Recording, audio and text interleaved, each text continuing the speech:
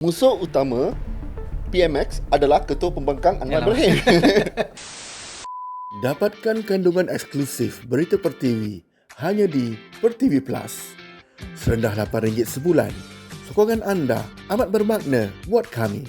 Layari tvpertiwi.com dan nikmati kandungan berita berkualiti dan eksklusif hanya di Pertiwi Plus. Semuanya kami lakukan demi Pertiwi. Okay, Assalamualaikum dan salam sejahtera kepada semua penonton TV Pertiwi. Anda sedang menyaksikan segmen atau rakaman wawancara khas bersama TV Pertiwi. Hari ini bersama saya, seorang individu yang boleh dikatakan kini cukup menarik perhatian di media sosial sebab topik-topik yang dibincangkan boleh dikatakan kena dengan menyentuh isu-isu semasa. So untuk rakaman kali ini kita nak bincang lebih kepada topik berkaitan politik sebab you guys pun tahulah sekarang ni dah ada ura-ura kononnya dan akan berlaku pilihan raya tidak lama lagi, and bila kita dah cakap pasal politik, of course kita nak tahu jugalah prestasi pentadbiran hari ini. Not to mention sekarang ni dah masuk tahun 2026, pentadbiran PMX telah bermula sejak I think it was November 2022. So I think it was cukup 4 tahun tak. So boleh kita katakan tarikh pilihan raya itu memang tak lama lagi dah walaupun dia belum reveal lagi. And saya rasa anda pun kenal individu kita nak panggil ni, and nama dia ialah Yuktes Vijay atau saya baru saja dimaklumkan kita boleh panggil dia sebagai Yuki sahaja. Dan beliau adalah seorang pensyarah undang-undang, tapi macam saya cakap tadi, dia jadi boleh katakan viral. Malah kita di TV pun banyak kali kita menyiarkan pandangan-pandangan dia di media sosial ke dalam platform TV Pertiwi. So selamat datang ke sini Yuki. Thanks. Saya rasa kita pun I think kita start communicate since raya kan. Before raya. So I kena cakap terus terang lah sebab the reason I nak jemput sangat you sebab I tengok you punya posting ni cukup sensible, cukup orang kata Controversial. Tak adalah, I mean controversial tu it's pandangan yang berbeza. But for me, you punya argument macam mana you present your pandangan tu cukup ilmiah. Yes, that is the word, ilmiah. Thank you. Meaning to say sebab yelah di Malaysia kita ni negara majmuk. So negara majmuk ada berbeza latar belakang, kaum, agama, of course pandangan politik. Tapi yang I rasa yang paling penting is how kita present pandangan-pandangan kita di media sosial supaya kita boleh orang kata meluahkan dengan cara yang lebih beradab lah. That's how I put it lah kan. And that's why I think it's important untuk kita jemput someone like you untuk kita ceritalah pasal isu-isu semasa. And I think recently pun you ada banyak post regarding politik. Sebab tu lah I rasa untuk kita start segmen kali ini, I rasa maybe you can start introduce your background sebab I tahu you pensyarah undang-undang, but your conversation about politik tu boleh katakan on point lah juga. So maybe you can start since when you start buat penulisan on politics. Adakah you memang minat politik? Macam mana you boleh masuk dalam law? So boleh start dari situ lah. Ni macam masuk meminang macam tu. Ayolah, sebab kita nak audience kita tahu. Saya bukan apa macam cakap tadi.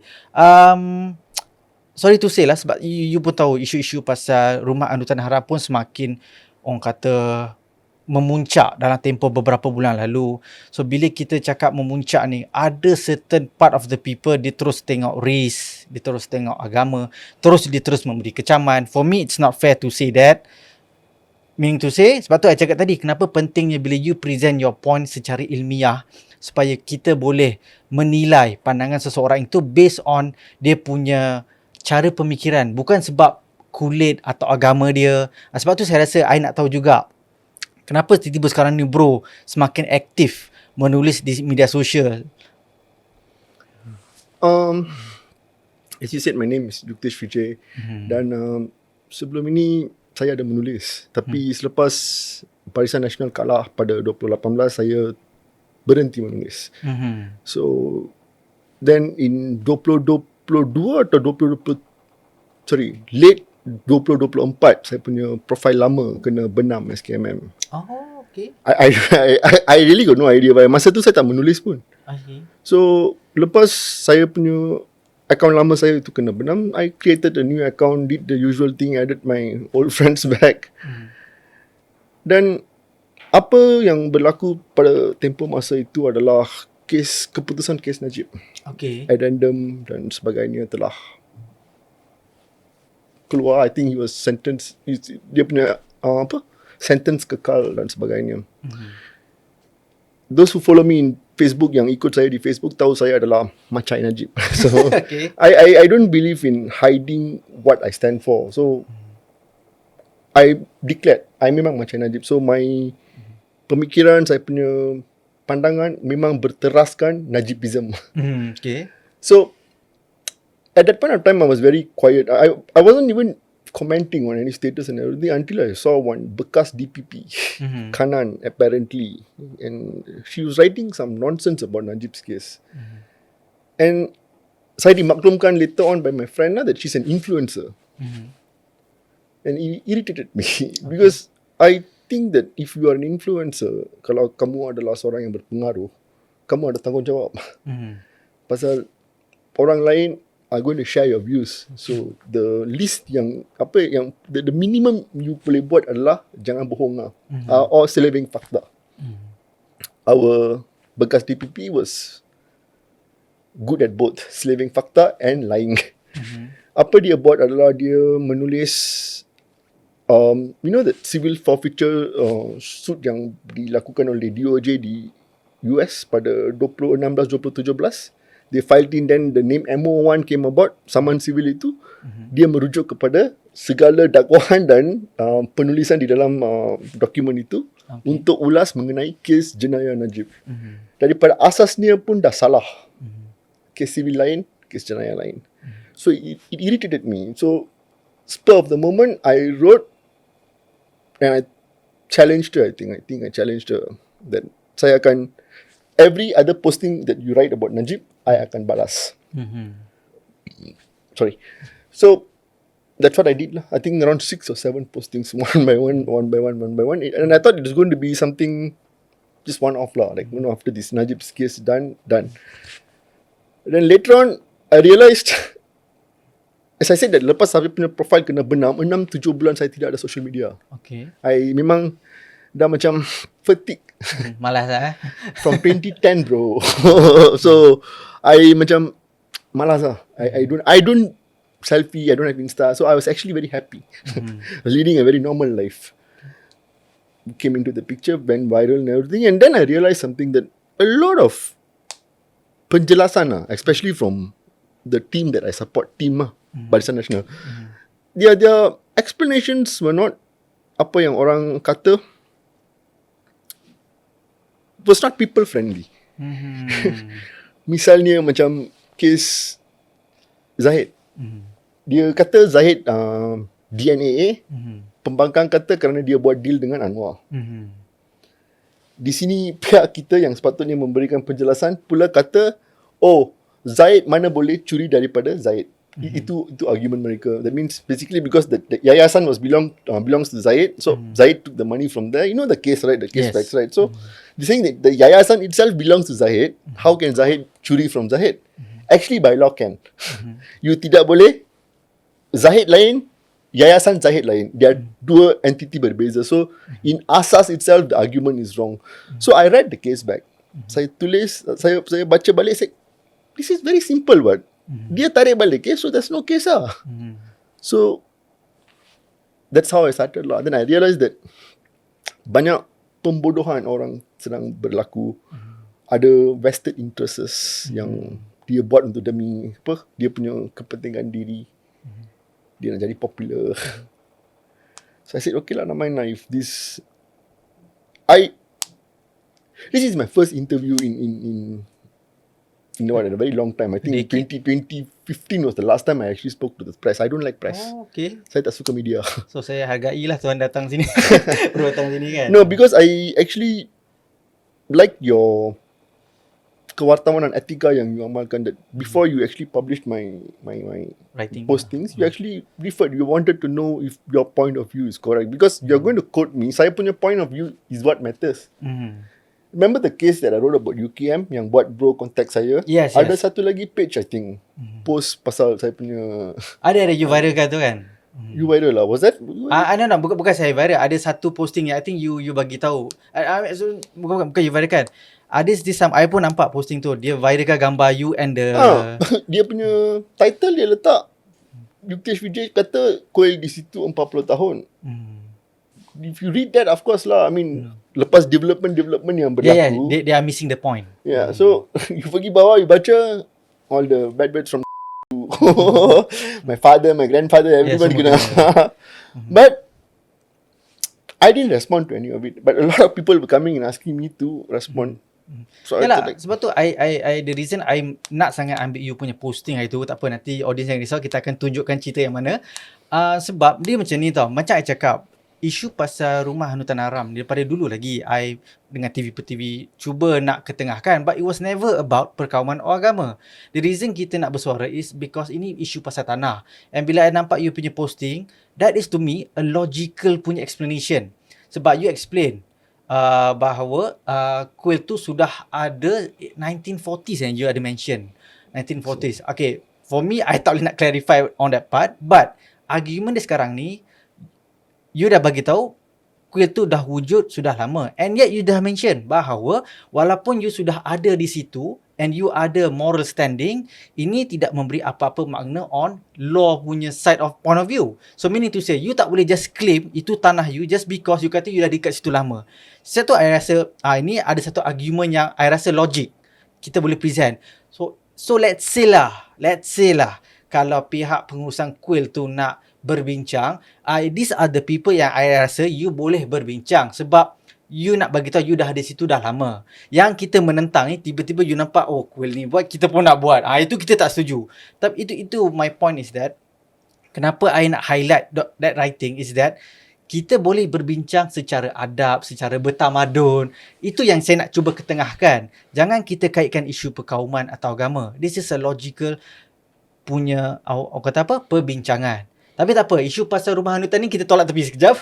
Sebab I sangat interested dengan you punya point of view bila you cerita pasal politik, especially you criticize pentadbiran PMX.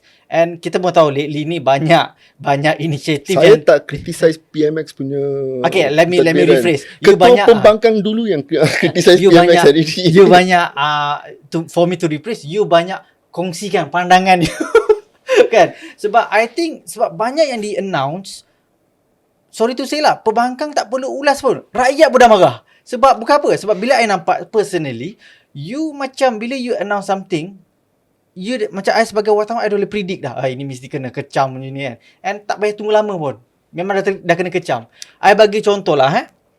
Bila dia announce Madani Mat, dia kata, I think the press statement was, ini adalah inisiatif baru kerajaan.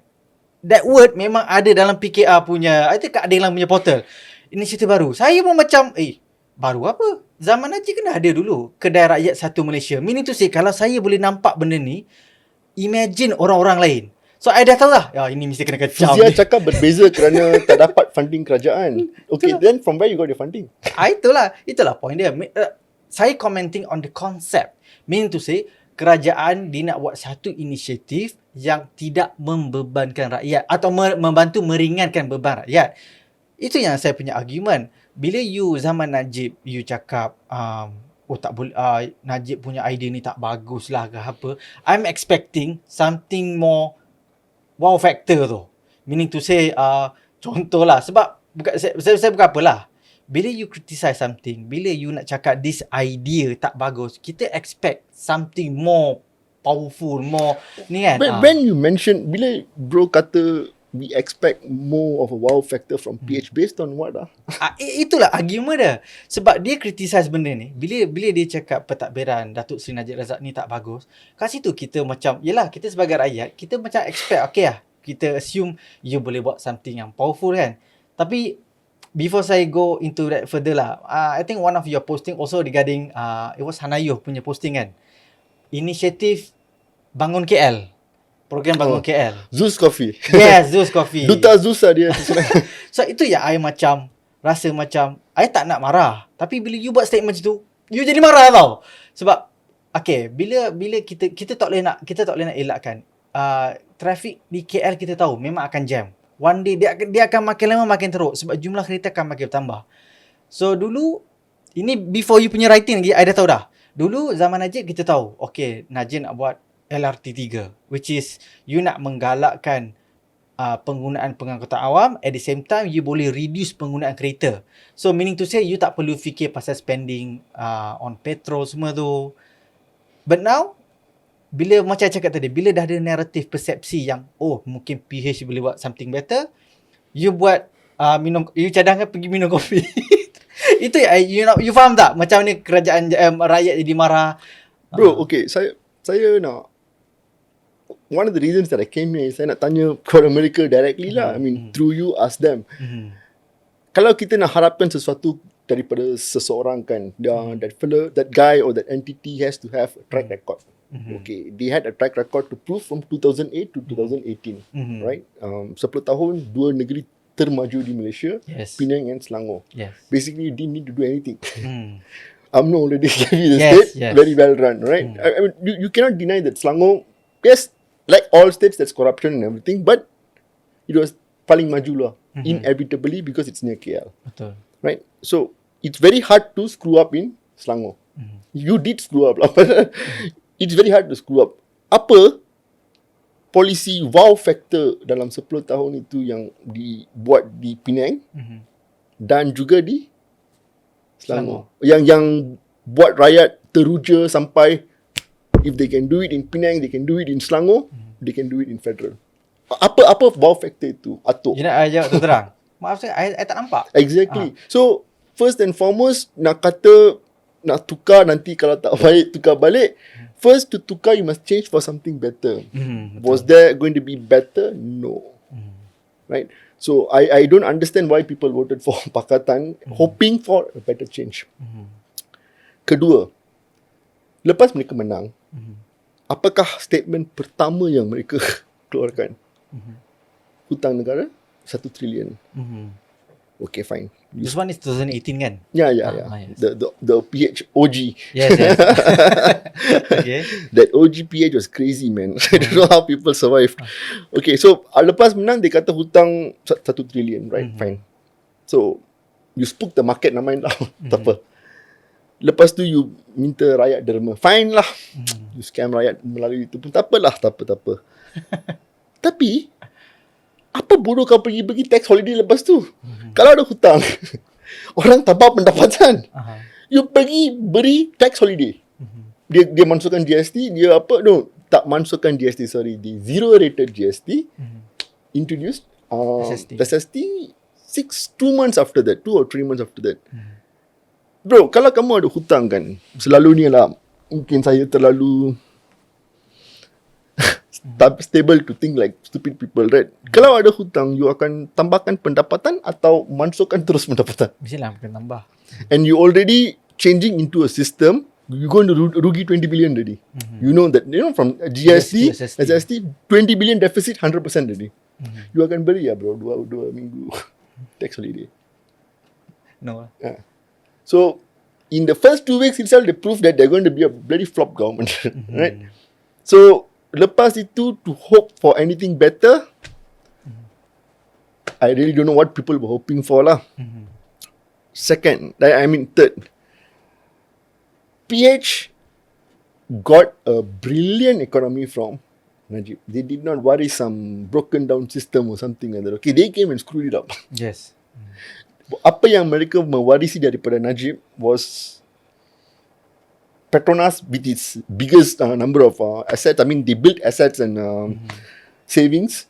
Semua agensi-agensi kerajaan seperti KWAP, Khazanah, semua tambah aset-aset. Tak jual lah. I mean, ada jual lah, tapi it's positive. That means we actually bought more properties. Then, what else? Bream was given straight to the people, which they called, Deda last time. Yes. Yeah, thank you very much. So, so these people, yang mereka mewarisi was the pasaran saham, which was having a bull run.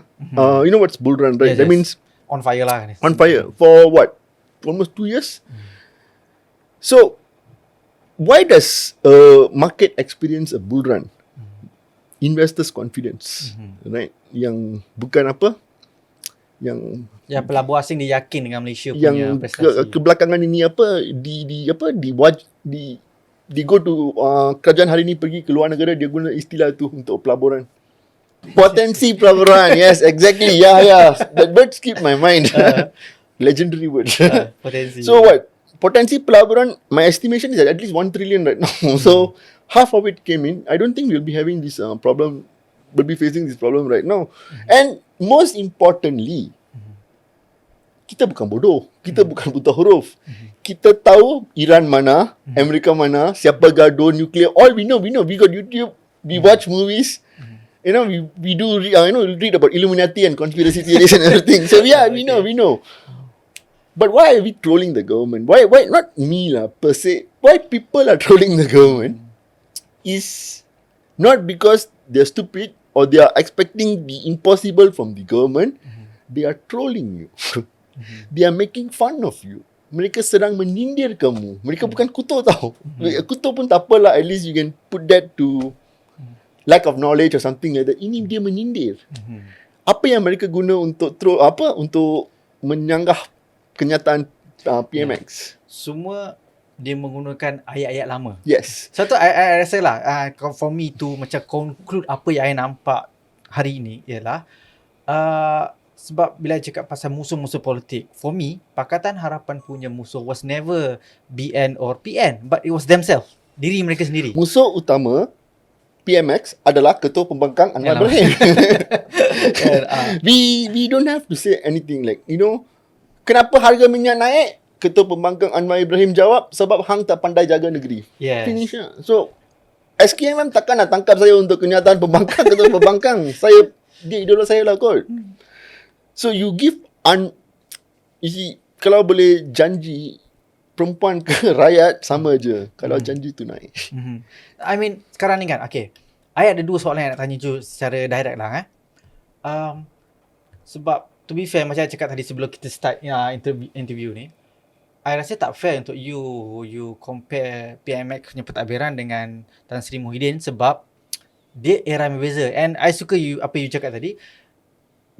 PH actually dia take over masa ekonomi dalam keadaan yang stabil, kan? But now you see what happened lah. So my point is, soalan saya pada you, Yuki, is that apakah perbezaan ketara kalau I boleh cakap, I boleh tanya you, between pentadbiran PMX and Najib? Itu soalan nombor 1. Nombor 2, ada orang duk cakap sekarang ni, kerajaan hari ni tak ada idea baru. Apa yang diorang nampak hanyalah copy paste daripada era pentadbiran Najib. So boleh you comment on that one? Okay.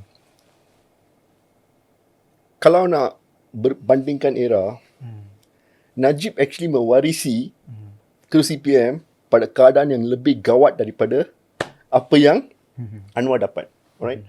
Apa yang Anwar mewarisi pada 2022 adalah maybe kebanyakannya adalah kerana apa yang dilakukan oleh PH 1.0, di mana isteri dia adalah timbalan Perdana Menteri. So it's collective. I mean, kalau satu keluarga boleh jadi ahli parlimen, it's collective responsibility lah, doesn't matter what. So yang Najib mewarisi pada ketika itu, tahu tak apa yang berlaku pada 2009? How old were you 2009? Belajar? Tak, no, I dengan berita harian, tapi I jaga di kawasan Seremban. So, apa yang berlaku pada 2009 in terms of global problems? 2009. Bila Najib? 9. I masih sekolah lagi. 2009, let me guess. 2008 I habis I university. 2009. Yang krisis Asia tu bila? See? This is exactly why Najib is great. Okay. Right? In 2009, bila Najib took over power, the whole world was going through the worst recession since the Great Depression in 1930s, I think. You know what was the Great Depression? Yes. Bila Amerika pokai pada kali pertama. So it was bad shape, right? Tak ada sesiapa tahu perkara itu berlaku. How can Malaysia escape? Hari ni satu selat di Iran kena block setiap hari. Sana during when Najib took over, the Wall Street was they were occupy Wall Street, that movement. Dia semua orang pergi occupy Wall Street, everything crashed. It was the worst period of time in American history. Reverse and recession, Great Depression. Tetapi adakah kita merasainya? Tak. Kerana who was the finance minister before that also?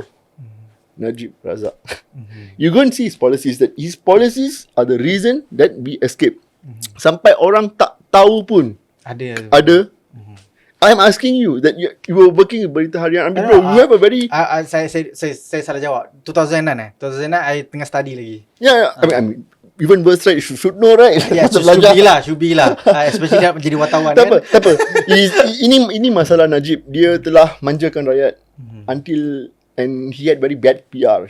Kalau macam PR PMX boleh lah. Every day go in front of Media. Not media.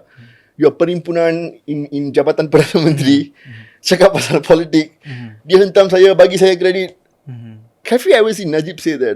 Apa yang Najib tak kena hentam masa tu? So you want to compare that, Najib had it tougher. And hari ini ada berapa banyak perkara yang kita boleh hentam PMX dengan, tapi tak hentam. If you see my poster, saya sindir dia je. Yes. I tak hentam. I would love to do it. But you know why I haven't done it? Whatever said and done, my personal relationship with Anwar does not matter here.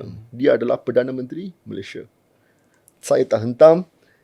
Siansi yang all the other influencers macam apa? Siansi, who else is there? Nobody actually from UMNO or anybody hentam dia. PN Papa Agama, forget about it. dia lain-lain. Then Ratu Naga, dia punya circle different lah. So he had it very easy, Hari ni hari ni dia sendiri telah menubuhkan satu. Your point is that apa reaksi rakyat pada hari ni terhadap kerajaan hari ini, that is them being reasonable compare to apa yang berlaku zaman Najib dulu. No, we are proving to be better people than them.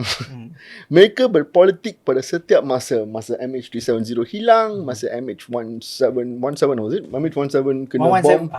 17 lah, MH17 I think. So all these things happen. Dia berpolitik pada setiap masa. Ada tak mereka beri kredit kepada Najib kerana membawa balik mayat daripada border Ukraine semua tu. Ada Najib cakap berapa orang di negara ini boleh call ekstremis di sempadan Rusia untuk bawa balik mayat Malaysia. Itulah I cakap, I notice dalam media sosial, especially as my friend pun banyak yang suka macam je lah sindir kan. But I think it's not because mereka ni marah sangat dekat kerajaan atau diorang ni benci. It's that, macam I cakap tadi, expectation masa you pembangkang dulu and now you jadi government memang tak sama. Macam cakap Ketua Pembangkang dan Perdana Menteri hari ni adalah dua orang yang berbeza kan. I'm not very much angry with Anwar or PH. I'm actually very pissed off with all the Malaysians that voted for them. Sebab dulu I rasa dulu dia ada satu teori ni. Ni my friend selalu cakap lah, yang suruh pujuk lah kan. Suruh tukar government, dia akan contoh dia letak air kat depan you kan. You pernah rasa tak air teh tarik ni? Kalau you tak rasa macam ni atau sedap atau tidak, dia analogi macam tu lah yang digunakan. And I have to say ramai orang terikut dengan benda tu. But for me as a citizen, I pun akan cakap to a point ada juga hikmah dia. Now we know. Now at least, to the very least we know macam mana situasi. Okay, now you know already. Now you know already the country is in this state now. How are you going to rectify it? Itu kita kena fikir lah. How are you going to rectify it? Sebab tu that brings me to the next question for you lah kan. Macam cakap tadi, pilihan raya pun ada kemungkinan sama ada tahun ini atau mungkin dia mesti kena latest by next year. Sebab cukup 5 tahun kan. So my question to you, next year. November, end of next year. So I punya soalan pada you, do you think dengan apa yang sedang berlaku dalam tempoh pentadbiran PMX ni, dia boleh dapatkan balik sokongan yang dia dapat sama ada 2018 atau 2022? Atau dengan bahasa mudah, do you think dia boleh kekal as the next prime minister lah? I think yes. Boleh Yeah, boleh. I mean,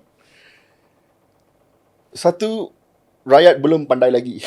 Ada lagi, Rafizi sedang hantam Anwar sekarang. So Rafizi telah keluar, dia punya mastermind sudah keluar. A lot of people think that Anwar is going to suffer. I don't think so. Okay, kalau bukan Anwar, siapa lagi? Nah, itu antara soalan yang sampai sekarang orang tak boleh nak jawab kan. Zahid lah. Why not?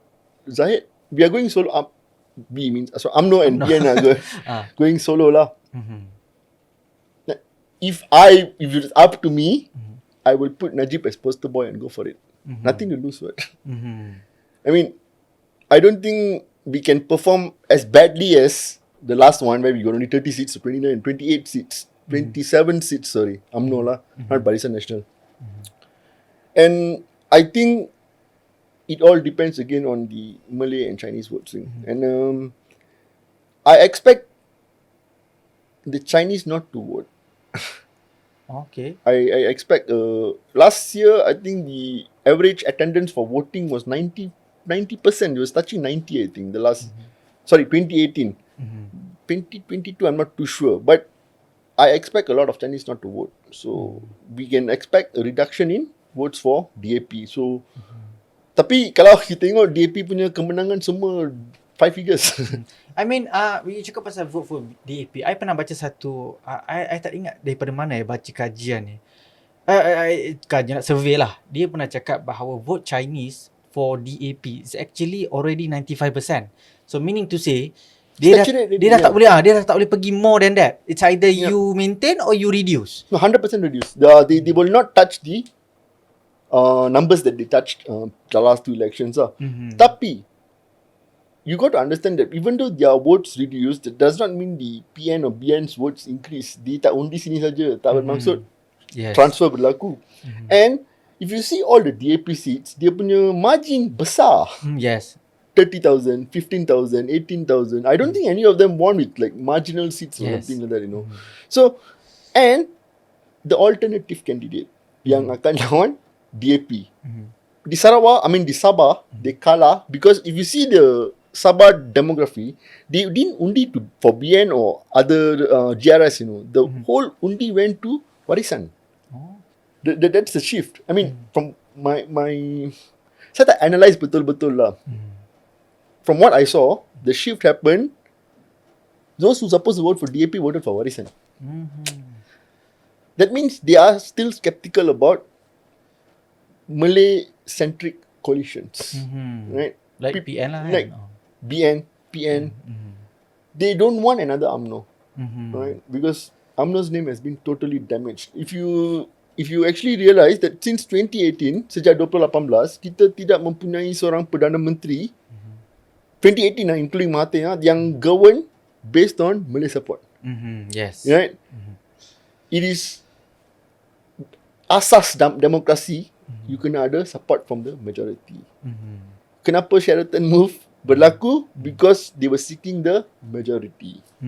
So if you don't govern without approval from the Malays, you're gonna have problem. Because at the end of the day, you are the majority. Malays are the majority. So kalau majority marahlah. Tapi itulah yang I sekarang ini sangat tertanya-tanya.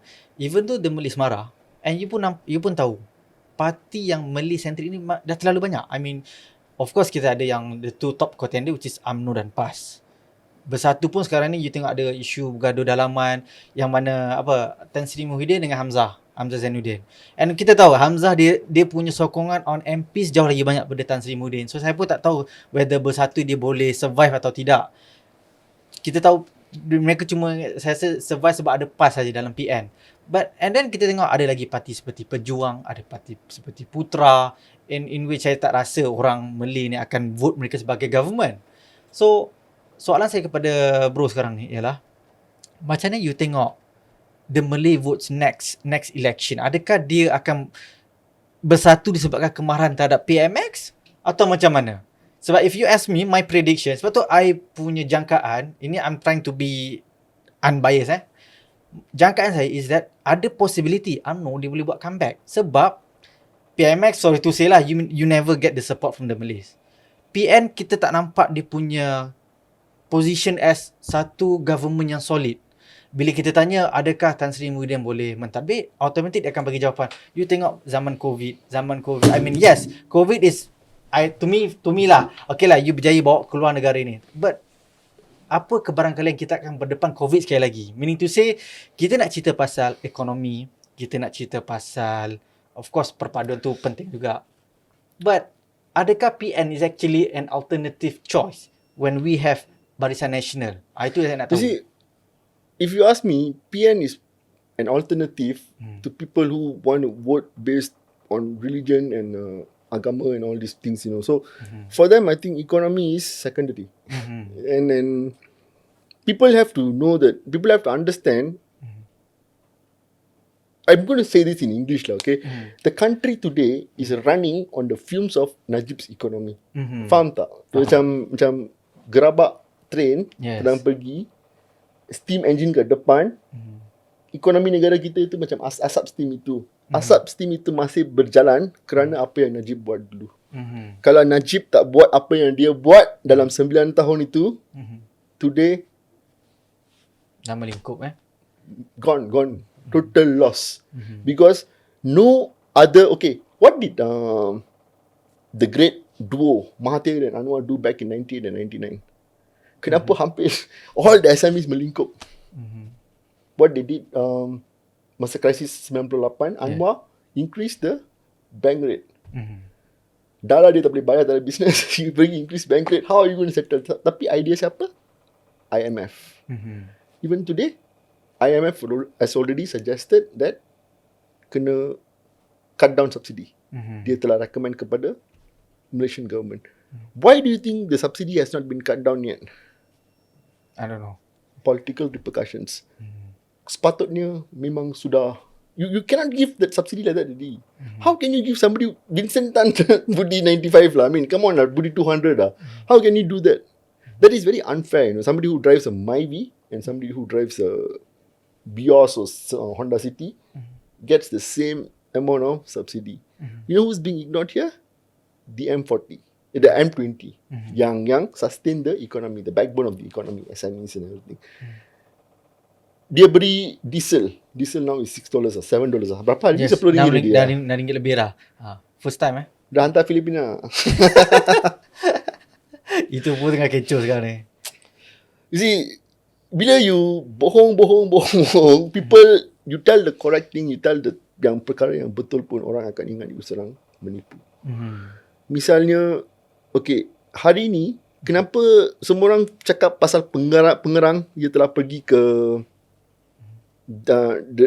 ada apa, Filipina hantar minyak kepada refinery itu and everything. Siapa punya idea itu? Why do you think you can sustain with Budi until today? You know why? Because of what Najib did in pengerang. Kalau Najib tak bina pengarang, hari ni layanlah petrol RM5, RM6. But tahu tak siapa yang bantah masa itu untuk pengarang diwujudkan? Let me guess. PMX? DAP. actually. So Najib pushed through a lot of things which was right for the country, but wrong political optics. Hari ni rakyat sedang mengalami keadaan yang mereka mengundi untuk pada 2018. Right? Only stupid people will actually be contented, berpuas hati dengan income daripada minyak. Even Saudi was diversifying their income, revenue streams and everything. Dia bina itu straight city yang, Illuminati punya. So every country was diversifying. Ada 4 atau 5 negara saja yang dia buat GST, dia reverse balik tau. Dan tahu negara-negara itu apa? Bhutan, Malaysia, and some very backward countries lah. You cakap pasal GST ni satu benda yang I bukan nak comment on GST lah. I think the argument, you ingat tak a few last year bila this year sorry, yang Kementerian Pendidikan umumkan lepas ni ada budak 6 tahun sudah boleh masuk darjah 1 kan. So one of the hujah yang digunakan ialah I think was Nurul Hiza kot. Not Nurul Hiza, the same bekas DPP yang saya mention dulu. So dia cakap berapa ratus negara dah guna pakai sistem yang budak darjah 6 pergi ke darjah 1. So my argument is that pun ada 100 lebih negara guna GST. Why do you reverse? You see, price inflation is something you can never stop. Ia akan Terus it goes up because petrol, a lot of other factors lah, pay and all these things and everything. And the problem with Malaysians is that we don't have consumer knowledge. Kita tidak ada pengetahuan pasal hak kita sebagai consumer. Bila ingat hak consumer, dia ingat pergi saman kat mahkamah. Tidak. Hak consumer is sometimes okay. Like contoh, bro suka minum Milo. Alright? Milo, satu glass, RM2. Right?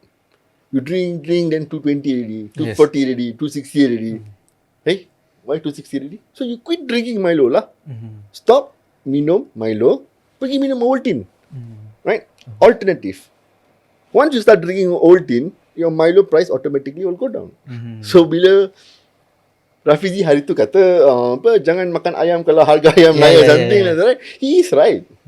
But hadap lah, ini yang you ajar dulu.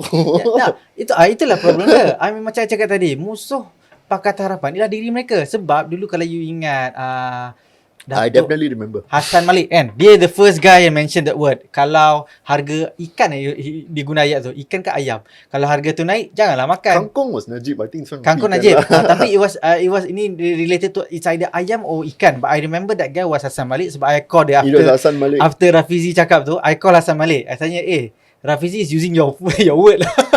Dia cakap, tak apalah, sekarang at least dia faham. Jadi menteri ni bukan you boleh buat suka-suka hati. Sebab memang apa jawapan tu betul. You tak suka harga naik, you kena buat benda lain. Problem dia sekarang ni, Hassan Malik bila dia cakap macam tu, dia disindir habis. I think almost 10 years dia kena sindir. Kan? He lost his position in the cabinet. Yes. And because of that, a lot of... No, I mean, sebab satu lah. Yelah, kadang-kadang maaf cakap lah, bila you cakap rakyat ni, tak semua rakyat ni dia pandai. So bila you buat satu gerakan kempen, orang-orang akan terikut tau. So semua orang hentam Hassan Malik, apalah cakap macam tu. So bila kena, they have a name for it, right? Cancel culture. Okay. Was it called cancel culture? Can I check my phone now? What is the... Tak apa, silakan. Yep. Tapi itulah apa yang cakap. The problem today is that kerajaan hari ni dihantui oleh janji-janji, atau bukan janji lah, kata-kata mereka yang dulu. But if you ask them, they will not admit it, you know. Betul. I mean, kalau you remember, right after orang menang 2022 punya pilihan raya, I remember sebab ada group of wartawan interview Rafizi masa dia jadi Menteri Ekonomi. And diorang tanya dia, sebab masa pilihan raya, Rafizi literally cakap, kita akan cari Azam Baki. And ada sidang media, wartawan tanya. Sound bites. Yes. I mean, memang video. The video dia ada. Dia tanya pasal apa yang dia cakap pada pilihan raya. Dia boleh cakap depan kamera. No, saya tak cakap pun macam tu. Itu dia cakap, macam mana ni? Okay. Since you came to Azam Baki, saya akan gunakan example Azam Baki untuk tunjuk kenapa apa yang berlaku kepada Najib Razak hari ini adalah satu bentuk penganiayaan, okay? Di antara orang yang telah pergi ke Saudi Arabia pada tempoh di antara 2015 dan 2016 untuk mengesahkan pasal derma Arab yang Najib mention itu adalah Azam Baki.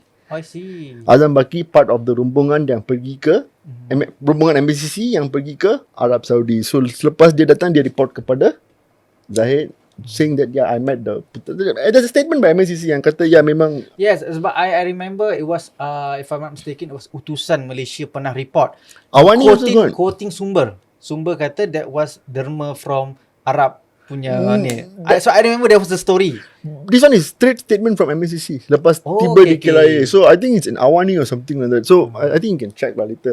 So Azam Baki punya statement dalam dalam berita tu ada. So hari ni dia adalah pengerusi Ketua Suruhanjaya SPRM. So dia dilantik oleh Muhyiddin. Dia dilanjutkan kontrak dia 2 kali. Dia terang tunggu 3 kali, kalau tak dia nak jadi senator. So my question is, mahkamah jatuhkan hukuman kepada Najib Razak kerana menganggap derma Arab itu tidak wujud. So based on what? Nobody knows. Kerana transaksi utama di dalam one of the entity yang transfer money kepada Najib ada Kementerian Kewangan Arab Saudi. Dia punya account holder name Kementerian Kewangan Arab Saudi. Kenapa Kementerian Kewangan Arab Saudi transfer kepada personal account Najib? Kenapa? Because Arab Saudi adalah absolute monarchy. Dia punya Ministry of Finance macam kantung rumah dia lah. The Saud families piggy bank lah. Sebab itu transfer itu berlaku. Yang sahkan itu adalah pegawai M-Bank. Yang pergi siasat di Arab Saudi adalah pengurus Ketua Pesuruhjaya Azam Baki, yang kamu sendiri telah melanjutkan kontrak 2 kali dan telah memberitahu media banyak kali that this guy is actually a very good crime fighter. Corruption, is against corruption and everything. Kenapa statement dia tidak boleh diguna pakai oleh mahkamah? So, mahkamah menganggap kenyataan Ketua Pesuruhjaya tidak boleh pakai. Kalau mahkamah menganggap sedemikian, kenapa dia pergi lanjutkan dia punya kontrak 2 kali? Kontrak dia, right? So, which is which now? For you, Najib must go be inside. Apa jua Najib kata tak boleh. And, okay, fine. Macam mana you boleh sahkan that money did not come from Arab Saudi? Then why did the Kementerian Kewangan Arab Saudi transfer to Najib? Basic common sense lah. Monarchy, Kementerian Kewangan is the same thing. For the Ministry of Finance is probably one of their uncle or aunties of Raja Salman right now. So, something as straightforward as that, you tak nak percaya Azam Baki, tapi you nak lanjutkan kontrak dia. Fine. Why can't you take that statement and accept it lah? If you want to say, you nak ambil kenyataan seorang saksi seperti Jasmine yang telah melarikan diri, Zeti yang husband dia menerima wang di Singapura, I'll come to Zeti later, yang menerima wang daripada Singapura, tapi kenyataan seorang Azam Baki yang kamu sendiri iktiraf sebagai crime buster. So, you tak nak bebaskan Najib based on his statement, don't accept it. That means mahkamah is saying one thing, Anwar is saying another thing. Who do you want to trust right now? Who should we trust? Itulah persoalan sampai sekarang kita tak boleh nak jawab kan. Yeah. And a lot of people, like I just going to rant first. Silakan. So, a lot of people base their views and pandangan on 2 things, race and religion. And people don't like Najib not because he's Najib, because he's President UMNO. There is a reason for it. So, Zeti, coming to that queen who thinks he's very holy, apakah business yang you buat dengan Jolo sampai Jolo transfer to you $800 million di Singapore? Okay lah, transfer lah, namain lah business lah, secret, dia simpan untuk resepi anak-anak, boleh. Tapi bro, you buat business legit, saya dengan you buat business, kita buat kat Singapore, saya punya account kena kantoi lah, right? Singapore Authority telah seize saya punya account. You akan bagi dia simpan atau you akan lawan di mahkamah? Saya lawan. Sebab clear lah, your conscience is clear, you ada case nak lawan. Dia bagi 800 juta tak apa simpan. Besar hati bro. Dia cakap simpan. Najib 2 hari selepas dia kalah, May 9, May 11, dia serbu kat pavilion.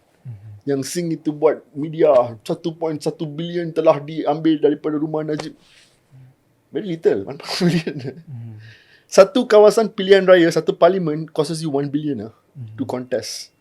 Nothing less than that. You need at least 1 billion for each kawasan parlimen. 500 million, somewhere around there lah. Because one parliament, there's dun also what. Let's say in Hulu Selangor, Parlimen Hulu Selangor, ada 3 dun di bawah Batang Kali, KKB and Rawang, I think. Something like that lah. So, you perlu 1 billion. So, you found 1.1 billion is nothing. It is very little money. Tapi, apa yang persepsi yang dibina pada hari kedua, Najib telah curi 1.1 billion duit. Pavilion. You know what Najib did? Najib yang penyaga, yang mencuri, yang tidak suci seperti Zeti, dia saman untuk duit itu. Dia menang, dia dapat balik duit itu. Mahkamah telah sahkan duit itu memang milik UMNO. Political donation. How they got the political donation?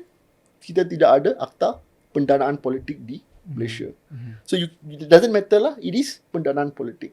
So siapa yang lebih suci di sini? Najib yang lawan untuk 1.1 bilion. Some of the money was taken away also. But namailah 1.1 billion. Atau Zeti yang korbankan 800 juta untuk Singapura. Siapa punya perangai atau gelagat di sini lebih mencurigakan? Siapa punya? Zeti atau Najib? Najib yang penyaga atau Zeti yang duduk dalam CEC? Yelah, faham lah. I mean, benda-benda macam I cakap tadi, dia memang mencetuskan banyak persoalan. And benda ni takkan jadi. Orang tak akan gali balik cerita-cerita lama ni sebabkan pentadbiran hari ni. People start to questions lah whether apa yang PMX kata dulu dia boleh buat atau sekarang boleh buat sekarang atau tidak. And now macam I cakap, betul, I cakap penting kenapa I kena panggil orang-orang macam you datang, sebab kita uncover balik adakah benda yang dicakap tu dulu memang betul atau tidak. Tapi balik pada isu pentadbiran tadi kan, macam cakap, bila orang cakap pentadbiran hari ini ibarat copy paste zaman dulu, sebab I mean benda ni dah macam terlalu terang to me. Bila I cakap pasal Madani Mat, you ada krim KR1 Malaysia tu. Dan bila you cakap pasal STR, dulu ada BRIM. Prima in fact sekarang masih teruskan lagi, betul tak? Prima masih teruskan lagi. So meaning to say nama 1 Malaysia tu masih dipakai lagi. So itu I cakap, dia nak buat perbezaan, beza yang nampak, instead of buat LRT minum kopi. Itu antara benda-benda yang macam cakap. Apa yang I boleh simpulkan based on apa yang I gather in media social is that people are trying to say government of the day hari ni tidak ada idea baru. Tidak ada benda something yang macam I cakap tadi lah. Bila you expect someone like pentadbiran Najib untuk jatuh, we are expecting something wow factor tu. Itu yang I sampai ke hari ni you tak nampak. And maaf cakap lah, memang saya expect PMX akan dihentam teruk berbanding Perdana Menteri lain, especially after era Najib, because of kata-kata dia. Kita expect kalau macam cakap bila dia cerita, I think it was 2022 kan, kenapa harga minyak kenapa harga minyak naik itu ringgit jatuh. Sorry to say, dia cakap kenapa harga minyak tak turun sebab saya belum jadi Perdana Menteri. Yeah, it was said in May 2022. Dia punya Kongres PKR. Yes. Yeah. Sebab saya belum jadi Perdana Menteri. That ayat tu cukup general. So, macam cakap, bila you bagi ayat yang general macam ni, rakyat, tak semua rakyat ni ada ijazah PhD. Tak semua rakyat tahu ekonomi. Tapi bila you dengar perkataan, kalau saya tak turun sebab saya belum Perdana Menteri. Satu soalan sajalah. Kalau boleh turunkan harga minyak, kenapa BN tak turunkan? Itu je lah. I mean, you accuse us corrupt. You kata kita tak tadbir. Okay, fine lah. Tapi kita bukan bodoh sangat lah. You cakap turunkan harga minyak. Kalau boleh turunkan dan kita boleh menang pilihan raya, kita akan buat lah. Kita parti politik bukan NGO. Tapi kenapa tak buat? Itulah dia bukan itu saja. Kalau saya boleh share beberapa lagi, macam I think masa berkempen dia comment about Tengku Zafrul. Dia cakap kalau saya di PM ke atau kalau saya mentadbir macam tu, dia kata Tengku Zafrul tidak akan ada dalam senarai dia, dalam list dia. And yet kita nampak dia jadi Menteri MITI, and now dia jadi apa? Jawatannya latest Setpol if I'm not mistaken. Apa Syamsul, penasihat politik. So meaning to say, itu yang recent evidence tau. Yang you tak perlu macam you tahu 98 punya cerita, you tahu pasal 2009. Saya hanya cerita pasal 2022 saja. Anwar dulu idola saya. I grew up idolizing him. Di antara, I don't know when you started using PC. I started using Windows 98. So masa tu Windows 98, later on only you can use all this wallpaper and everything. And my first wallpaper was gambar Anwar. Okay. Saya belum ke tahap tu lagi. He was my idol. I grew up idolizing him. I bukan straight away lepas belajar saya terus sokong Najib. Saya memang apa orang kata Anwarista dulu. Anwarista. But kalau nak tahu apa yang why people leave Anwar Yes. dengar podcast Rafizi aja. Cerita sama je. Podcast Rafizi. Sebab tu surah I pun pernah interview Izam. Datuk Seri Azmin I tak berkesempatan lah. Izam I pernah panggil dia datang studio sini. How is he? Okay. Okey lah, tapi banyak Sihat? juga lah dia cerita. Dia pun budak Kelang. Huh? Dia Oh, pun ya? budak Kelang, ya. Okay. Banyak lah. And then you start to wonder, people yang fighter reformasi, Datuk Rafi'i yang Negeri Sembilan tu, satu-satu di-remove kan, dikeluarkan. Yang you can don't put this in camera. Apa boleh? Yang rapat dengan Anwar akan tinggalkan Anwar kecuali keluarga dia. You just wait and see. For me, Rafizi is like the final straw. Sebab siapa sangka Rafizi akan react macam hari ni. I have predicted. I tak predict benda ni. I tak predict. Sorry to say. I memang said. I akan start jangka benda ni after yang you nampak masa berebut jawatan timbalan presiden. Kat situ I dah nampak. Okay, for sure Rafizi Anwar akan has never ever backed Rafizi for timbalan presiden position ever. Okay. Even masa compete against Datuk Seri Azmin Ali dulu.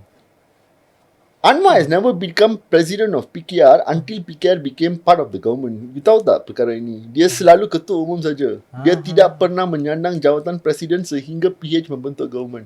I see. Okay. Dia tidak pernah menyandang apa-apa jawatan rasmi di dalam parti. Dia hanya menjadi Ketua presiden selepas PKR menang pada 2018. Masa tu geng baju hitam gaduh kat Melaka, I think that time.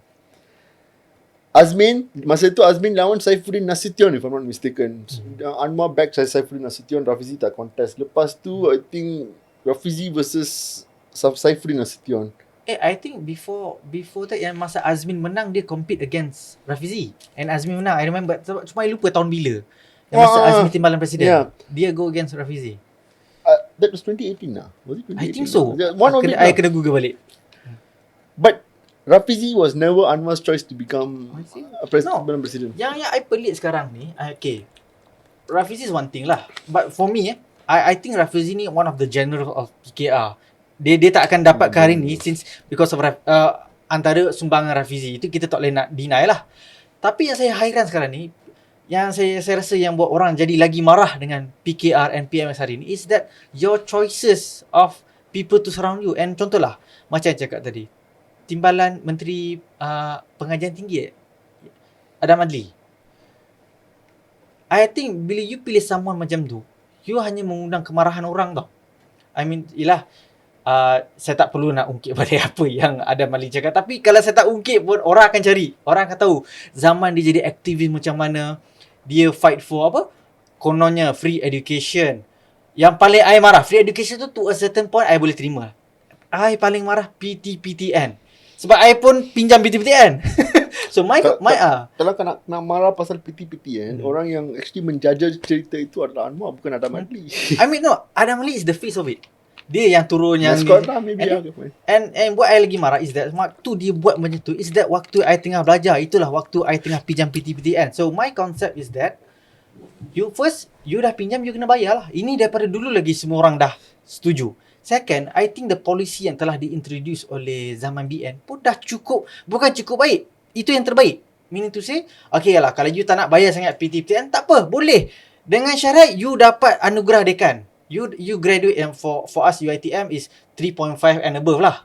So you have to you kena dapat anugerah dekan. Dean's list lah. Dean's list. You kena graduate dengan anugerah dekan. And my wife dapat anugerah dekan. So habis graduate, dia goyang kaki. Oh, aku tak bayar-bayar. And yet, so I ni dungu sikit. So I bayar in few years. And later, the amount dah macam dah cukup rendah. So I just keluarkan KWSP, account 2. I bayar saja.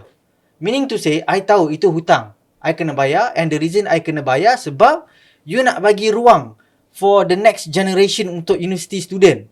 So that is supposed to be my mindset lah. And mindset ni sepatutnya kena ada kat setiap pelajar yang nak pinjam apa-apa bentuk pinjaman lah.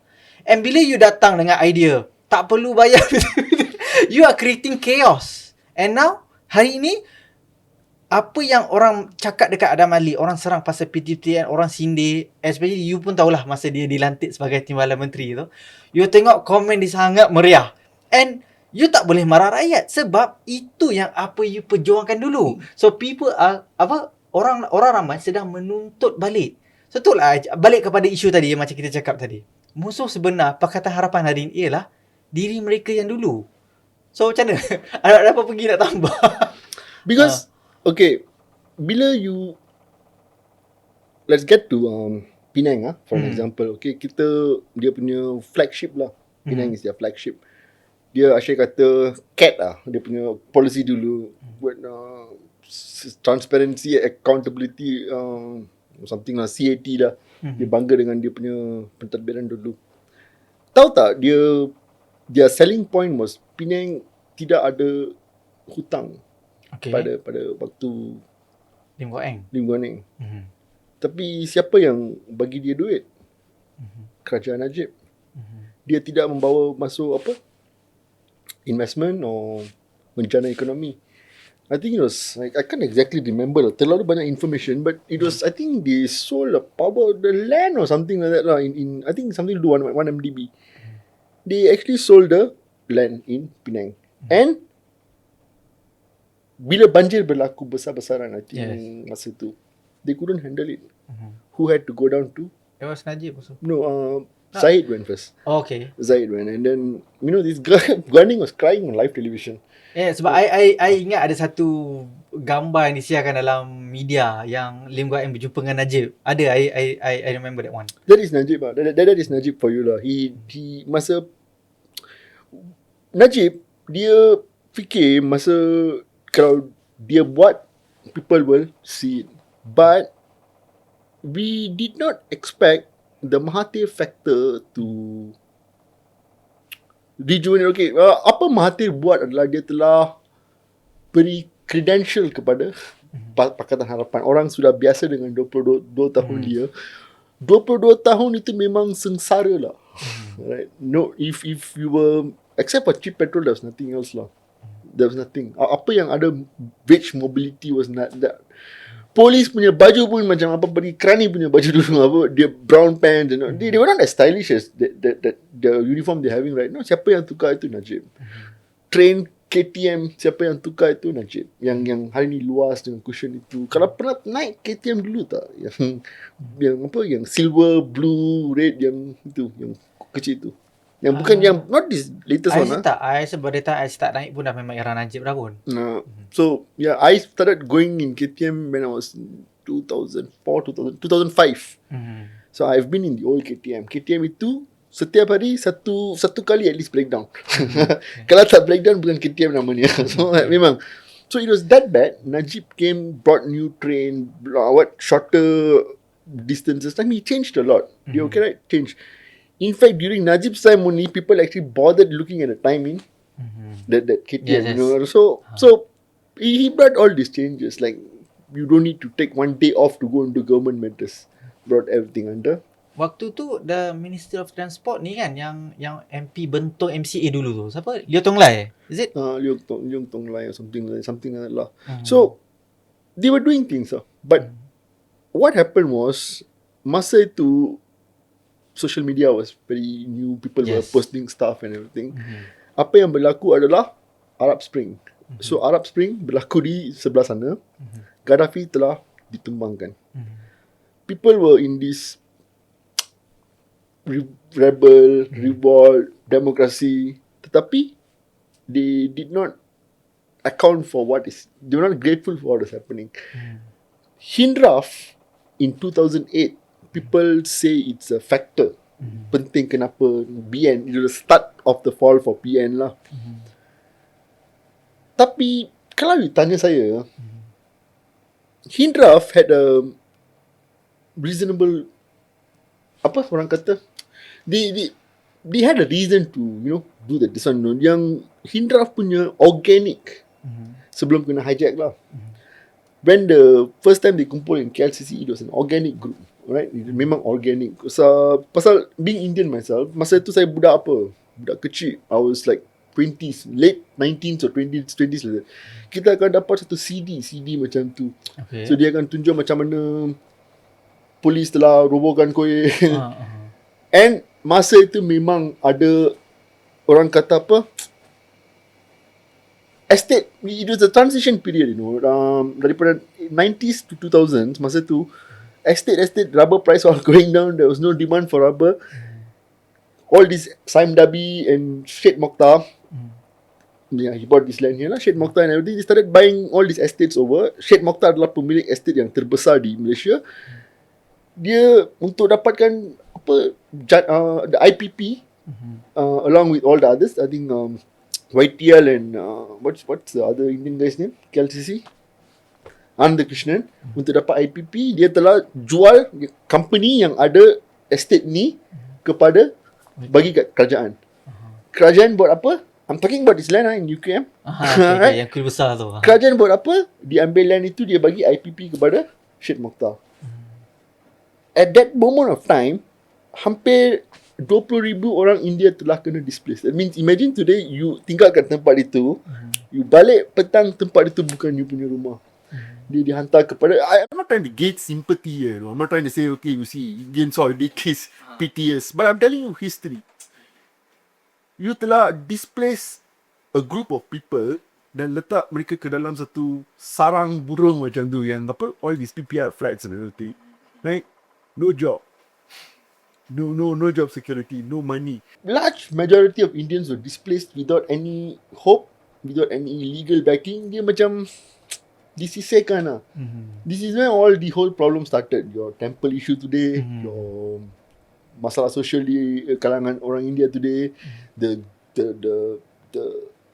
community that has the most number of lawyers, doctors and judges is the same community that has the very high rate of gangsters in the community as well. So sama macam level lah.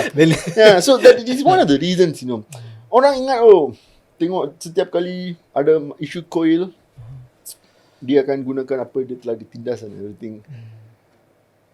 What happened to us was something unexplainable. Macam UMNO, orang Melayu saya tak tahu kenapa ada masalah dengan UMNO lah. You are supposed to be very very grateful to UMNO. Dia telah melakukan, they created a new group of B40 Malays from all the pinggir desa and everything. He brought you all into the town. MCA telah mengukuhkan ekonomi dan pendidikan mereka. Apa yang berlaku kepada orang India, kita kena scam. Pemimpin kita scam kita. Pada 1991 or 1991, 1992, privatization was going on, right? So, as per Article 153, telecom shares, alright, billions of telecom shares was allotted to orang Melayu lah. Hak istimewa orang Melayu as per 153, it means right now they are privatizing telecoms. They are allotting shares. Dia akan allot satu shares kepada orang Melayu, right? You know why you buy the share, you won't rugi.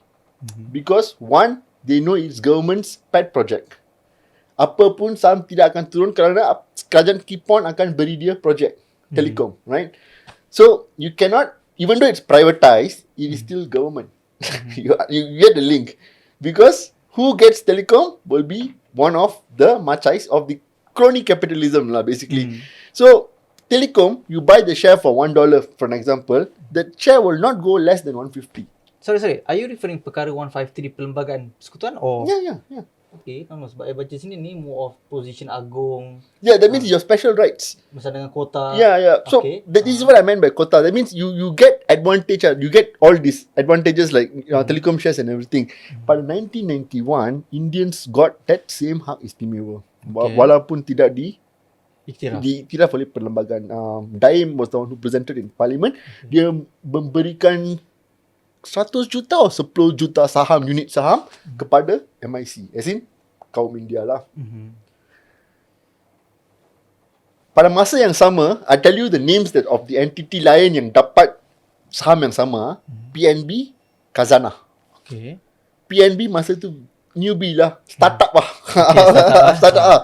So based on that saham, where is PNB now? Yalah, sekarang dah jadi besar lah. It is a monster. Sampai apa, IJ Sunway pun mahu hijack dia kan. Yeah. So same time we got 10 million or 100 million saham, unit saham Indian community got. You know what happened to us? 20% of the Indian community that was supposed to have a social mobility social untuk masuk B40 tidak berlaku kerana yang dapat saham 1 juta itu MIC. MIC dapat saham itu selaku pemimpin kaum India. Dia pergi kata dia akan jual kepada orang India. So orang India pun jual semua barang yang mereka ada, barang kemas yang dia ada. Dia pergi melabur ke dalam satu company B. Tetapi akhirnya apa yang mereka labur saham atas kertas saja. Because that company did not have the original saham that was given by. So 100 million saham satu company lah. Saya tak mahu tuduh parti politik lah. Saya malas naik mahkamah semua lah. But I don't give the party lah. Dia 1 juta dia hijack saham. Lepas tu dia pergi ambil wang daripada community lagi. Saham untung, wang untung. Rakyat rugi. So we missed a generation. You faham? So kita disisihkan. You guys had UMNO. You guys had Mahathir or whoever. Sorry to say lah, bukankah itu one of the reason why sepatutnya fungsi MIC yang sebenar? Exactly. So when you expect some, bila you melihat apa weird reaction, kenapa boleh support pencerobohan tanah? Sebab kita ada trauma. kena tikam belakang. So masalah saya, you patut marah kepada MIC, bukan kepada hak istimewa orang Melayu. Pada zaman Najib pun perkara sama dikongsi. Matrikulasi dia buka kepada kaum India. Saham PNB dibuka kepada kaum India. Did any Indians buy it? No. Pompang complain. Then Najib is the only prime minister yang acknowledge ada problem. Dia buat Malaysian Indian blueprint. Right? Dia tak pakai MIC lah. Tak pakai MIC langsung. Dia pakai pakar. Dia telah create a blueprint to uplift the community. Again, who helped? Najib. Malay. Right? But who screwed you up? Own community.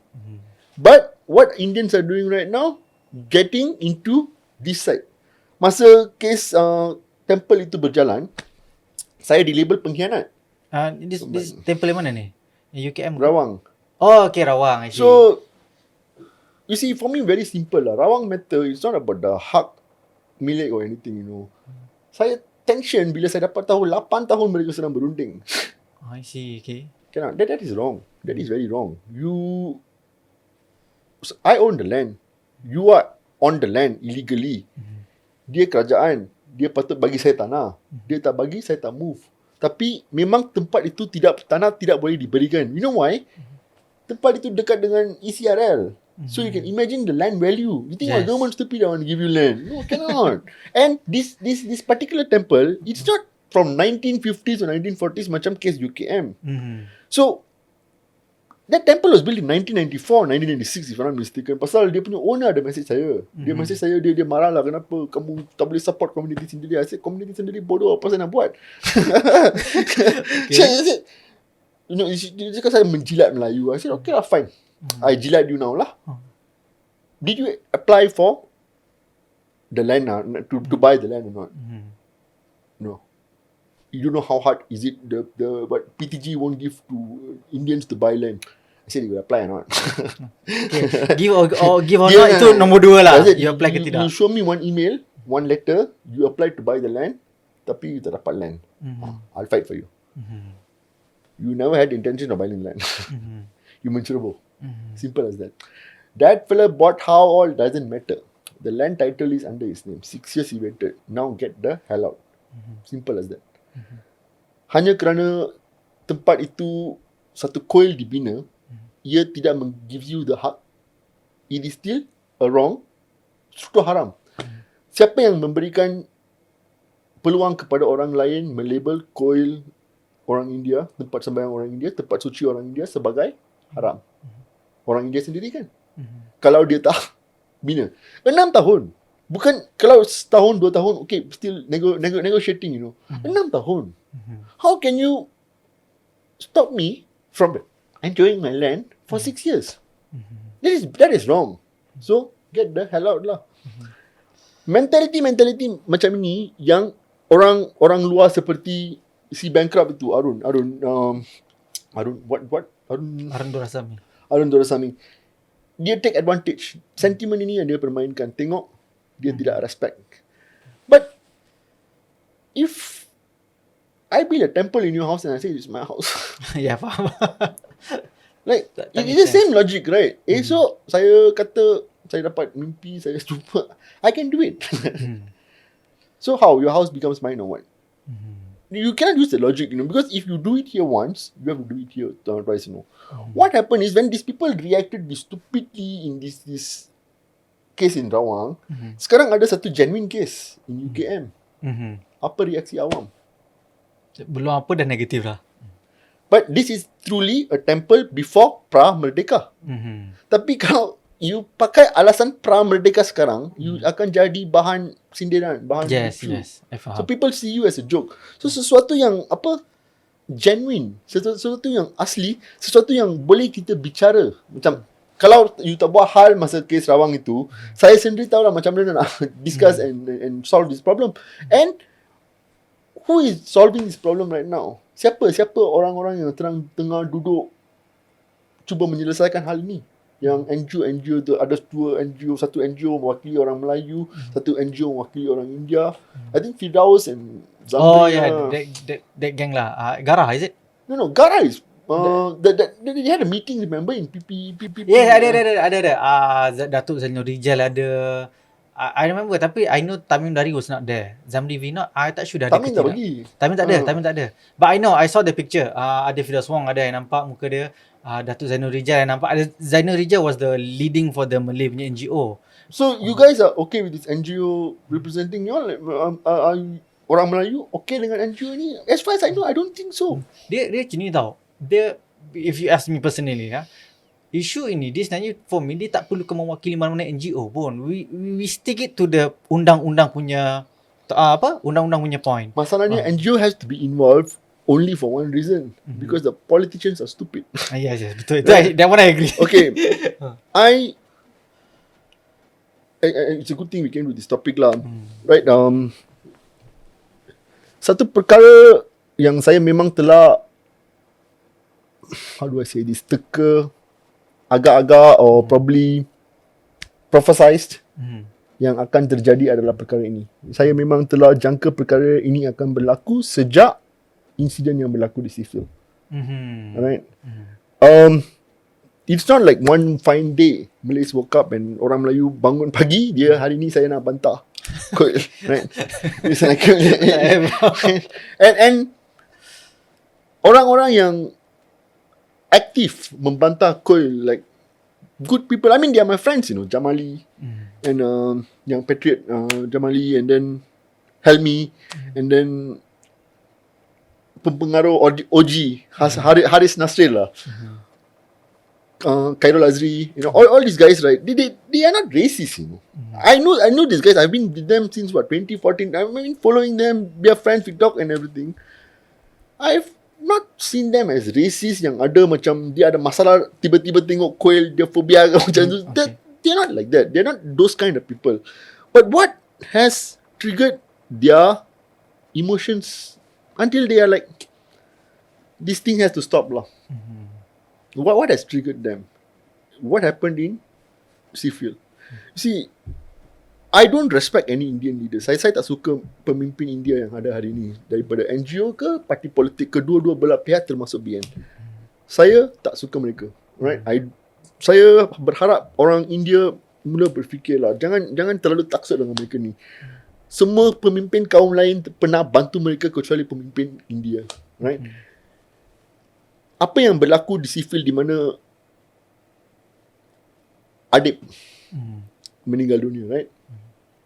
It happened because of a temple riot, right? Pada masa itu tidak mustahil ada orang lain selain daripada orang India di situ, right? Even though the tribunal yang decided that they couldn't find the perpetrator, tapi memang disahkan ada matilah. I'm not going to sit down here and give you kena langgar, right? He was back to that.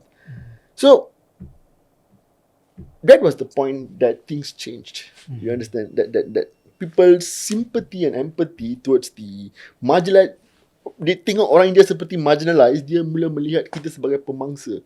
Sebab the way the things were handled, sampai hari ini tidak ada satu orang pemimpin India pun yang meminta maaf kepada keluarga adik. Not even one. If I was an Indian leader, saya seorang pemimpin hari ini, saya akan pastikan keluarga adik disupport oleh my organisation. Like, take care. Whatever adik was giving to this family, I'll ensure that the money has reached adik. Right? Mistakes happen lah. Yes. Koil hal. Okay, fine. Things shouldn't have happened. I'm not justifying anything. Tapi dah berlaku dah. So what is the solution right now? Ada buat, tak buat. They acted as if it was their divine right, itu hak mereka untuk buat apa yang mereka mahu kerana koil mereka diserang. Kalau begitu, geram macam kena protect koil itu, sepatutnya you go after the developer. Yang panah yang datang, gangster-gangster Melayu yang serang koil itu adalah panah. The boh. Yeah, wow. Who's the boh? Why that company is a Chinese company. Why? Berapa orang India yang bekerja di syarikat itu, ada tak mereka meletak jawatan kerana apa yang company mereka buat? Tidak. So the way they handle, yes, the temple is safe today, but one life is gone. Yes. Which is very, very, very, very unfair. Talking about temple tu, I thought the agreement was I think was government got bagi dia land baru. I think somewhere to Puchong. Bro, you see, and then but I'm sorry, but before I conclude, sebab I think what happened was dapat land baru, instead of dia moving, dia expand. Itu yang orang marah. No. You see, seperti biasa, yang berlaku di sini, India buat India. Mungkin you kena explain lah apa maksud. That means India buat India is lebih kurang macam cerita ketam lah, bro. You letak satu ketam dalam satu bekas, dia satu ketam cuba naik, ketam yang lain akan tarik dia masuk ke dalam bekas. So kedua-dua ketam itu akan kekal di dalam bekas. Satu pun tidak akan naik. Itu cerita orang India. Di Seafield ada management. Dua management. Satu management telah accept duit, dia pergi buka coil di tempat lain. Satu lagi management tak buka. So that internal politics. So memang duit itu telah diberikan kepada coil tu lah. So salah siapa di sini? India kan? Saya cakap ini, saya sampaikan perkara ini, saya dianggap pengkhianat. Tak apalah. But this is the reality. Kalau you tak nak accept the reality, you don't see a problem, you cannot find a solution. Hari ni you ingat apa yang mereka buat meeting-meeting itu untuk kepentingan kuil-kuil? No, they are doing it for their political lifeline. Yang macam wakil India itu, dia bendahari MIC. Saya tak respect MIC. I think the fundamental reason all this is happening is MIC. Saya tak iktiraf MIC. I don't like MIC. Even though you are supporter for BN and UMNO. Yes, I pernah minta orang jangan undi siapa biar dia kalah. Satu kursi aja. Kita pernah hilang 50-60 kursi, satu kursi apa. Bagi aja tak apa. Because I think as a leader, you have to take responsibility. You have to show, you have to come forward. You jangan menari mengikut tune yang society mainkan lah. You supposed to lead the society, bukan jadi macam apa you lah itu community main you pun. Betul. So you are not a leader. So why should I respect your stupid party?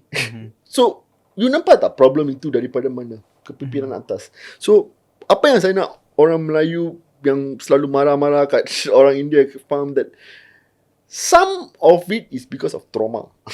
Right? Like how you guys experienced it through Adib, we have been experiencing through a very long time, right? Kita di macam orang tak, there was nobody to protect us.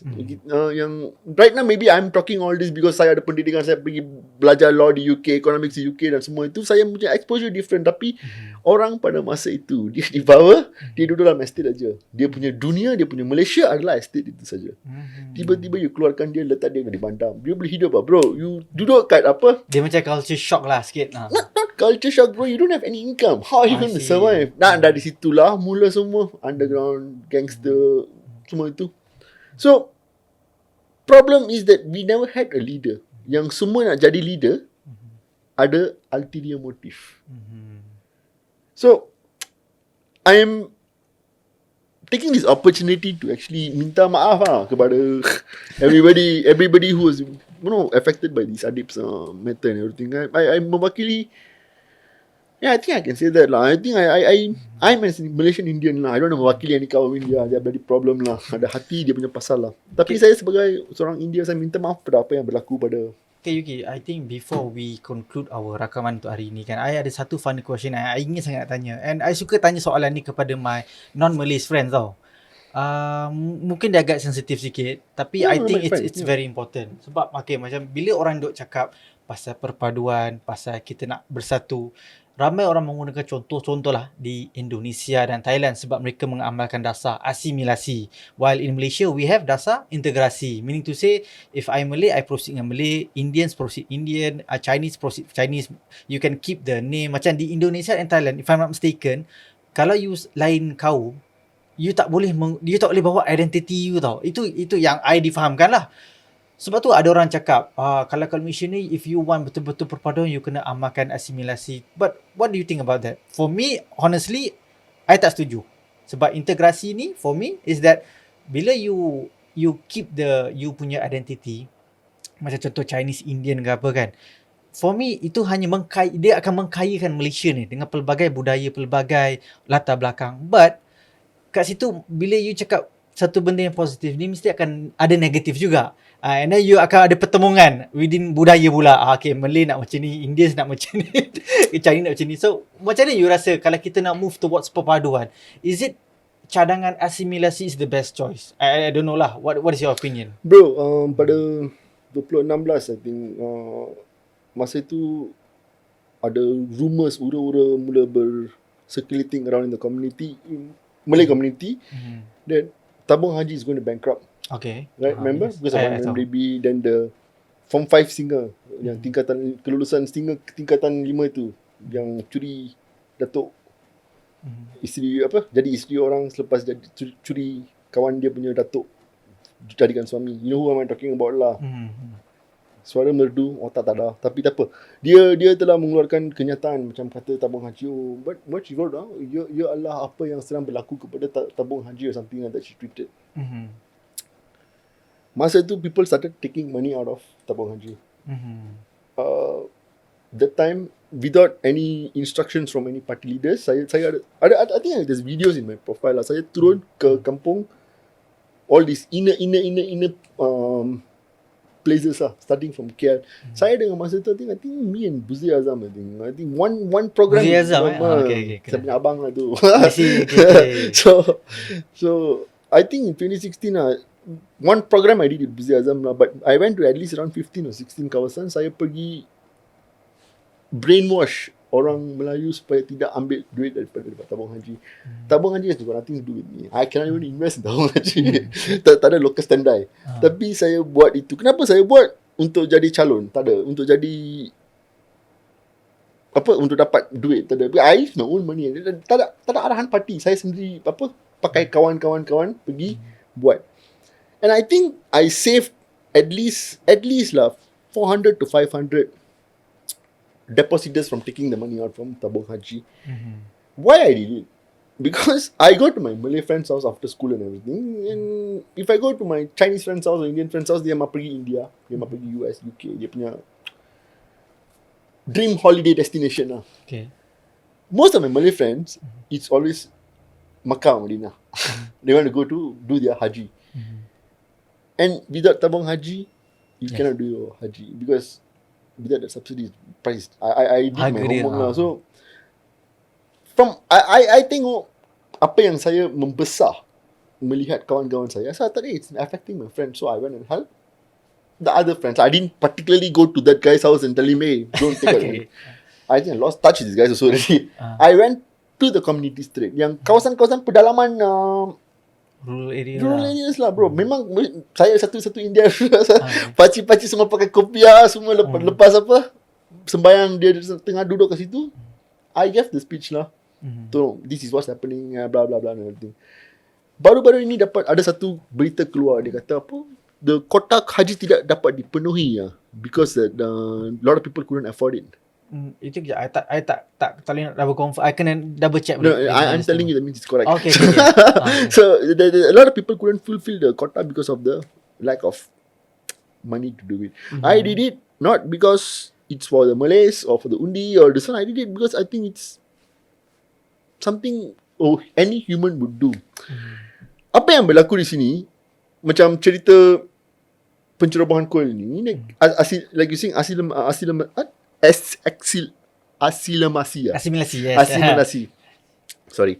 So these things, even if it's going to be there, it is not going to play a role in creating a mentality, right? It is how you see people, Yes. how you treat people, and I don't think any religion actually tells you to. Hate other religion. Yeah.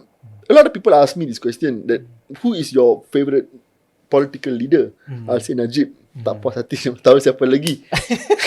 So Okay. I'll tell one of my favorite leaders. I mean, this is not telling this to to butter my Malay support or what. One of my favorite political leaders. Maybe he's a prophet for you, but for me, Nabi Muhammad is one of the greatest political leaders. For what he did in Madinah. Remember the Piagam Madinah? Oh, Yes. that was brilliant, man. That is the what asas kepada perlembagaan. That is the starting point of a perlembagaan. It was created before Magna Carta di UK pun. So I saw him as a political leader. Tetapi how do I know about Nabi Muhammad? Because I penting sekolah duduk kat surau duduk dengan kawan-kawan. So that sort of integration and everything, it depends on the way you actually perceive things to be, right? I if you ask, I know I'm a bit deviating from the question you asked. I can give you a straight answer, but the thing is, it's not a very straightforward answer. Yes, betul. There is no right or wrong here, but right now, whatever that's happening is wrong. Whatever we are doing right now is wrong. The country needs, okay, like PMO, dia lantik bekas timbalan menteri or menteri to lead this task force. Then the NGO leader Mahima or something like that yang mewakili kawan dia mengeluarkan statement kata dia took out a statement saying something about the land status yang tidak clear. He took out the statements. He actually brought in more cemohan. Oh yes, viral. Yeah. And I was like, what is this fellow talking? You created it, organized the jawatan kuasa to solve that problem, and you're like Captain Obvious like that, right? So, is the government actually seeing this as a problem or not? This whole gara, the temple, Gerakan, yes. if it is not handled properly, it can become like Black Lives Matter, you know. That's why when you asked me just now the Malay vote swing earlier, I don't know how to answer because this thing is actually quite strong lah. Okay, tapi itulah before I habiskan rakaman ni, I pun nak kena kongsi jugalah macam you cerita you punya apa zaman sekolah tu. Tahun I think when I was sebab tahun 2000. SK Sekolah Kebangsaan. Tahun 2000 I duduk di Bandung. So it was in international school. So my best friend was actually an Indian Malaysian. He was Hindu from Malacca. I still remember his name, Shailen. Tapi I dah lost contact lah when I moved back here to Malaysia. And then I sekolah kebangsaan, sekolah menengah kebangsaan Ideal Heights yang depan IPD Gombak tau. Okay. Tingkatan 4, tingkatan 5. My best friend was actually orang Sing tau. It was not even a Malay. Sing. Bro, dulu masa rehat kita main masa pendidikan jasmani semua kita main. Tak ada masa nak jus semua dan pilih team, kita Melayu lawan India. Kita pergi gang fight dah. Main bola juga kan. So everything has become very sensitive today. Macam like I said earlier, I actually wrote to explain why UKM's temple is actually memang tempat itu UKM yang datang terlepas sekolah itu dibina. That is sejarah. Tetapi people are skeptical to accept it because of the recent developments, perkembangan terkini yang berlaku, reaksi kaum India, hasutan daripada orang-orang yang tidak sepatutnya. So it has created an ecosystem where you are doubting me, I am doubting you. Yes, itu I say masalah. So what has to be done here right now? Sit and talk. Yes. So like I don't want to mention names lah. Like one of the guys who's like the main perpetrator of this gara, this turbo and everything. It was all supposed to be about pencerobohan di Yes. tanah, right? Right now, the guy is posting a lot of racist stuff. Like, apa guna menyambut wasaki and everything, apa binatang ini. It's like, I thought you were about temple pencerobohan. Yes, This one is very racist really. So you have given, dia jadi macam bersih lah bro. Dia punya idea mulia nak reform the election system yang bersih dan telus, tetapi kena hijack terus jadi vehicle politik. So keep politics out of it lah. Okay. We have to start from the beginning lah. Kena reset lah. Someone has to reset lah. Yes. So, I rasa itu saja untuk interview hari ini. I rasa ini rekod lah interview paling lama lah. Nanti I discuss balik my editor. Tapi memang, anyway, apa yang you kongsikan hari ini memang bagi, for me I lah, hope sangat memanfaatkan untuk semua, especially kita yang berbeza latar belakang ni. Sebab saya bukan apa, saya buat benda ni sebab saya nak membuka ruang supaya kita semua boleh faham each other. Bukan semua, bukan orang nak kata bukannya Melayu ni dia anti India, anti Kuil, and I tahu bukan semua orang India Hindu ni sokong binaan struktur haram. So I think dengan adanya you hari ni, you explain to us about the true meaning of perpaduan lah yang I nampak lah kan. And saya sangat hargai lah. So it has to be give and take. But betul. you have to be in a position, you kena berada di dalam situasi di mana you pun telah bertolak ansur. Yes. You buat hal dalam kes rawang, macam mana saya nak bincang dengan orang pasal kes UKM? You understand? Because you dah buat hal dalam kes yang you sepatutnya bersalah. Tapi kes, there's a genuine case tau. Kes yang betul-betul. Memang UKM yang datang selepas kuil lah.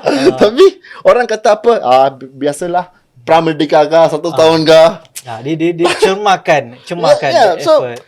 Saya pun macam, I cannot explain really. Because I know why you are saying those kind of things. That means you have been affected. So, both sides are wrong lah. But genuinely, I seriously think that, boleh saya beritahu you apa solution saya kepada Boleh silakan. It's very straightforward lah, right? Yang jawatan kuasa ni tak perlu. Very simple. 3 kategori.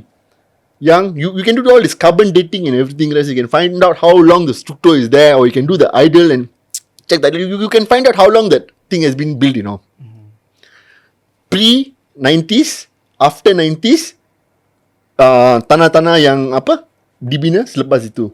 Anything before 90s, you can negotiate and give tanah and pampasan lah. Genuine lah, right? I hope lepas saya cerita pasal penganiayaan oleh pemimpin saya, I hope there's some budi bicara on the Malay's part and everything as well.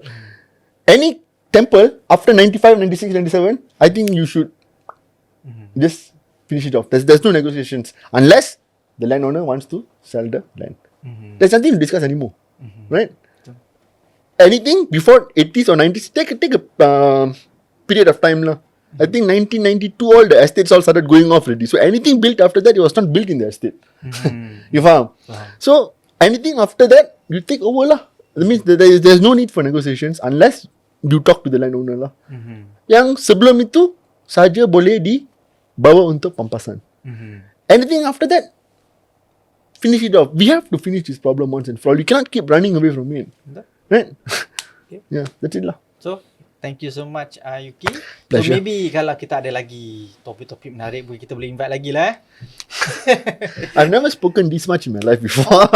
Satu sekali lagi kita memang hargai lah Tuan Yuki sanggup meluangkan masa. And saya tahu I don't know if you know, Pertiwi punya orang kata segmen ni banyak penonton daripada orang-orang Melayu, and since kita banyak highlight isu pasal binaan struktur haram ni, and dapat jugalah kehadiran pihak yang akan mengecam, dan saya berani cakap for sure Yuki ni antara orang yang akan kena dikecam juga nanti dalam di komen. Tapi saya rasa itulah lumrah bila you tampil depan kamera kan.